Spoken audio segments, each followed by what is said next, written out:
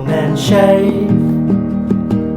Real men shave their faces. Real men shave their faces. G'day, Steve G'day Shaver. Guess what? I'm unboxing a razor from Tatara. Sounds like you're stuttering. I'll come back to that. So let's grab the box, open it up, and see what we got. The bill. Wrapping. The base of the razor, and wow, it weighs a little bit. And the razor itself. The rest is just packing. So let us have a look at this. It's wrapped in like tissue paper, high quality, and they have sealed it. If you have a look, they've sealed it with a wax seal. Now that is clever and beautiful. Take the base first of all. It's, you know, they could have sealed that with wax and really impressed me and frustrated me because I would have had to tear it apart to get it open. Now the first thing is to get this open without dropping it and smashing my sink, because it really does weigh a little bit, this one. Here we go. Feels like Christmas, you know, when you're unwrapping the wrapping paper. Here's the base. Like I said, it's quite heavy. And obviously it's not meant to be held above a ceramic sink. It's meant to sit on the sink. Okay, second bit is unboxing this. Before I do, let me tell you about the boys, about the location, and about the razor, because they're three separate stories. Let's start with Portugal.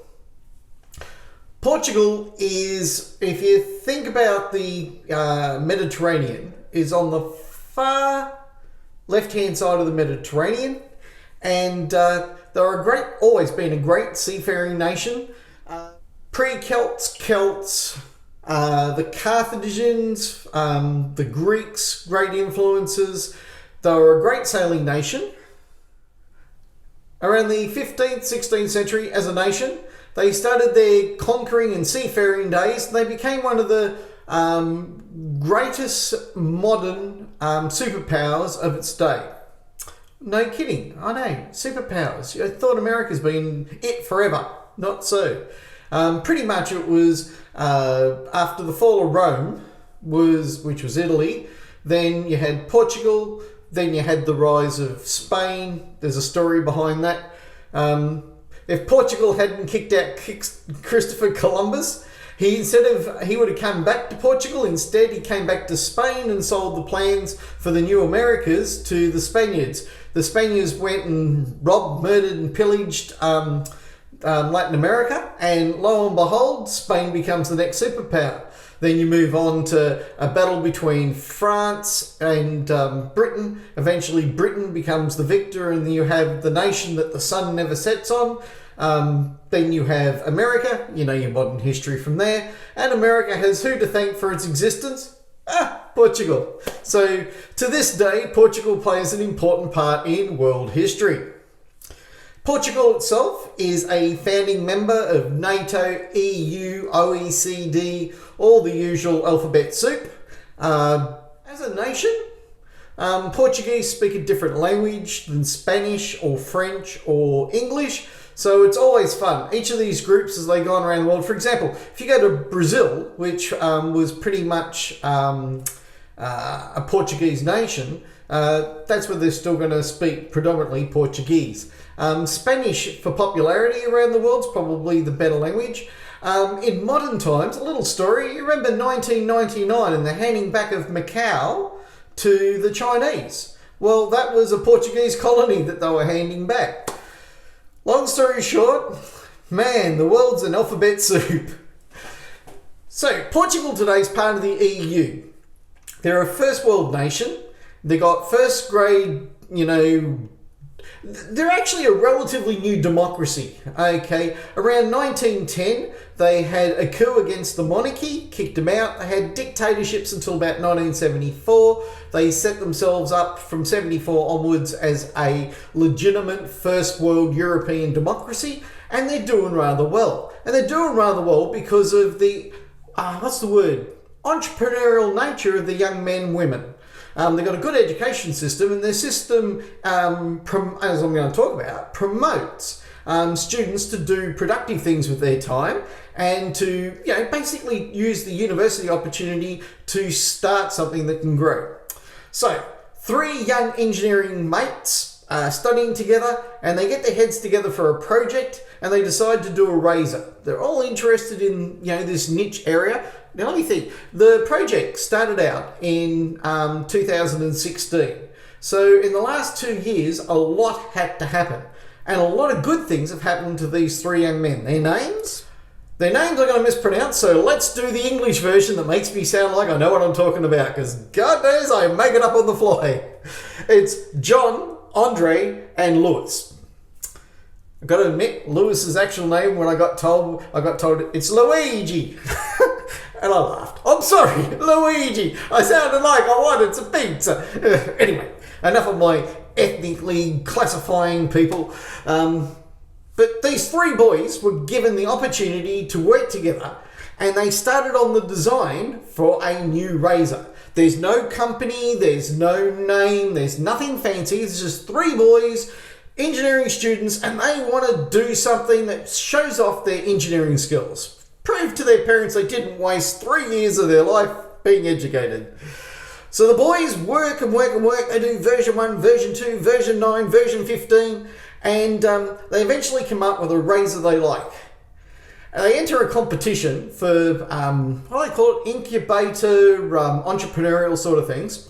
And the competition, out of, 200 entrants, they're one of the winners. So now they've got to come up with a company name, they've got to come up with packaging, they've got to come up with all the things you've got to do as part of this whiz-bang Kickstarter. And by the way, they actually weren't a Kickstarter. I mean Kickstarter in the Old Testament sense, not the New Testament www.kickstarter.com. Okay, so the boys get their stuff together and they started up their company and they decided to call it, let me look it up, they decided to call it... The boys are obviously heavily influenced by Japanese cartoons. I say that because they based their name, which is, I'm going to mispronounce this too, Tatara, Tatanya, Tatuta, T-A-T-T-A-R, Tatara. So Tatara razors comes into existence. Sorry for the mispronunciations, I'm not Japanese, and it's a Japanese word. Man, I'm going multilingual today for you guys, all in or not at all. So, Japanese have a famous history of samurais and samurai sword making. It sounds like I'm stuttering. I'm not. The process in the furnace of heating the metal and folding it, to become a master sword maker, you have to master... what's the word? There's a fancy word for it. It's metallurgy. Thank you. The word's metallurgy today. Well, that's one English word I can pronounce right. So metallurgy. And to give their swords their strength and their longevity, their collectability now, because they're worth a fortune, they'd be folded over and over again, and they were precision made. A sword could be folded 1,000 times. The result was, with the heating and the cooling, something that would last several lifetimes. The edge was so sharp, you could shave with it. The shorter swords were used, well, they were used for shaving. It was also used for disemboweling yourself, but the Japanese were never known for a lack of imagination of what to do with the sharp thing. I suggest that really doesn't sort of tie into our unboxing story, but let's keep going anyway. Why stop now? It's either really, really good or you're going, oh my God, he's lost his mind. You know what? There's a good argument that I never had a mind that worked in the first place. Right, so back to the story. So, now they have a company name and they have a product and they decide to call their product Now, man, it's another one of those Japanese words. It is Mazaman razor. The Mazamumen, the Mazmimum. Can anybody pronounce these for me, please? Okay. Someone's going to have a link to an online dictionary with correct English pronunciations of difficult foreign language words. Thank you. I will visit the link and do another follow-up video because I couldn't find any. It's actually named after a famous Japanese sword maker. He was a priest. He lived in 1246 to 1343, and he's probably renowned as the greatest sword maker in Japanese history. Apparently, the priestly class had to make a living too. Now the shushishu, oh man, I don't know Japanese word. You know that I never watch much Japanese comics myself, and porn doesn't count. And I didn't do that either, but some people, a girl rang me up one day and says, my husband is a collection of manga porn. What should I do with it? Well, first thing I had to do was find out what the hell was manga porn. Should I be concerned about me, mate? And then go right-click, delete, empty his recycle folder. And say you solve every problem. Right-click, delete, empty the recycle folder. Never heard about the problem again, and he never brought it up. Anyway, the name of this master sword maker is today in Japanese society used as an award handed out to craftsmen that reach the level that they believe is comparable. So, you know, that's a big deal. This is a big part of Japanese society. Back to the company. The company now has a product, and the boys are excited and they want to grow it and promote it. And to their interest and surprise, they're approached by who else but, get this, GQ magazine. So GQ magazine have displayed and promoted their product not in one issue, not in 2 issues, but 3. Not bad.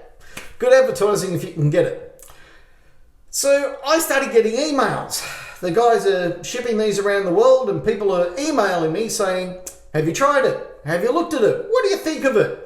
And I sit there going, man, you must think I'm made of money. All right, how much are you paying to watch this? Zippo. And this hobby has sent me broke. Mind you, all my hobbies, and this is only one, have all sent me broke. Needless to say, I do break pretty good.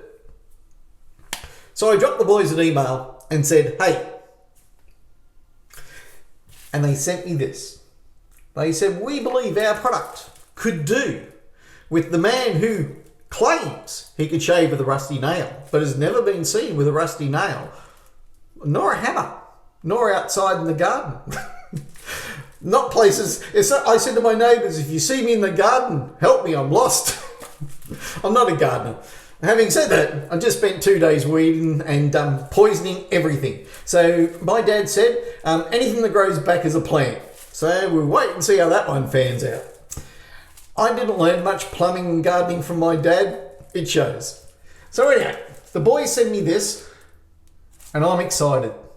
I'm going to open this. I'm going to have a shave with it. I'm going to tell you about it. This is from Tatara razors. Link below in the comments. And the razor is called the Mazmain. That's what it's called because I can't pronounce it.